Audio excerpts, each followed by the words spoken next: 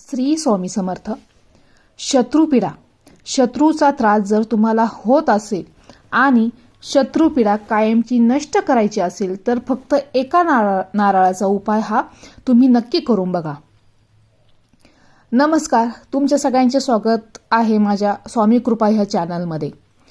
तर शत्रुपीडा, मग हा शत्रू कोणताही असू द्या, तुमच्या आरोग्यावर आलेला रोग आजार हा शत्रू असू द्या किंवा व्यावसायिक जीवनात कोणताही व्यक्ती शत्रू असू द्या, मैत्रीमध्ये शत्रू असू द्या, प्रेमात शत्रू असू द्या किंवा परिवारात कोणताही शत्रू तुम्हाला जर त्रास देत असेल तर कोणतीही बाधा तुम्हाला होत असेल आणि जर आपल्या पत्रिकेत काही दोष असतील तर हे सगळे आपल्या जीवनातल्या आपल्या आयुष्यातले शत्रू असतात।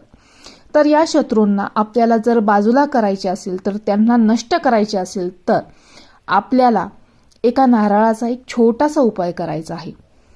उपाय हा वास्तुशास्त्रात हिंदू धर्मात सांगितला जातो। हा उपाय हा तोडगा जर विश्वासाने मनोभावाने जर आपण केला तर आपले शत्रू आपल्यापासून खूप दूर जातील आणि आपल्या शरीरात असतील तर शरीरापासून दूर जातील। म्हणजेच रोग आजार हे सुद्धा आपले शत्रू आहेत। परिवारात असतील तर तेही दूर जातील, व्यवसायात असतील तर ते पण दूर जातील, व्यक्ती असेल तर जर एखाद्या व्यक्तीपासून आपल्याला त्रास होत असेल तर तोही दूर जातील। म्हणजे शत्रुपीडा कायमची नाहीशी करायची असेल तर एक पूजेचे नारळ तुम्हाला घ्यायचा आहे। पूजेचे नारळ आणल्यानंतर हा उपाय तुम्ही कोणत्याही दिवशी करू शकता। सोमवार, मंगळवार, बुधवार म्हणजे आठवड्यातल्या कोणत्याही दिवशी हा उपाय तुम्हाला करायचा आहे।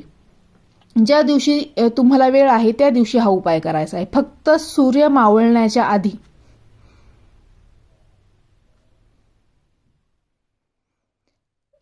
कोणत्याही हनुमानाच्या मंदिरात घेऊन जायचं आहे किंवा महादेवाच्या मंदिरात तुम्हाला हा नारळ घेऊन जायचा आहे।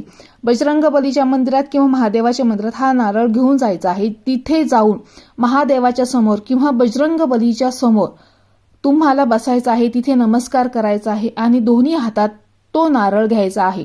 तो नारळ सोललेला नसायला पाहिजे, जसा घेऊन तसंच तो नारळ आपल्या दोन्ही हातात घ्यायचा आहे, डोळे बंद करायचे आहे आणि महादेवाला किंवा बजरंगबलीला प्रार्थना करायची आहे। तुमचा जोही शत्रू असेल त्याचं नाव घेऊन तुम्ही प्रार्थना करा। आजार असेल त्या आजाराचे नाव घ्या, तुम्ही प्रार्थना करा।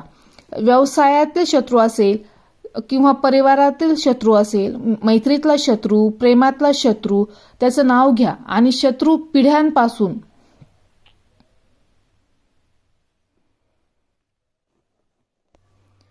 या शत्रू पिढ्यांपासून मला मुक्ती द्या अशी प्रार्थना करा।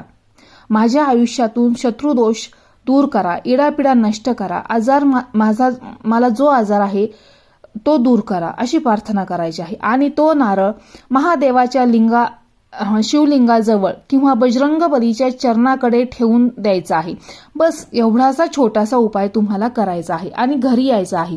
काही दिवसातच तुमचा निकाल लागेल। म्हणजेच तुम्ही महादेव किंवा बजरंगबलीला तुम्ही जे बोललाल त्याचा निकाल लावतील। तुम्ही योग्य असाल, तुम्ही बरोबर असाल तर तुमचे शत्रू नाहीसे होतील, तुमच्यापासून दूर जाईल आणि शत्रुपीडा कायमची नष्ट होईल। असा हा अगदी साधा सोपा उपाय तुम्हाला करायचा आहे। उपाय आवडल्यास, माहिती आवडल्यास लाईक करा, सबस्क्राईब करा। श्री स्वामी समर्थ।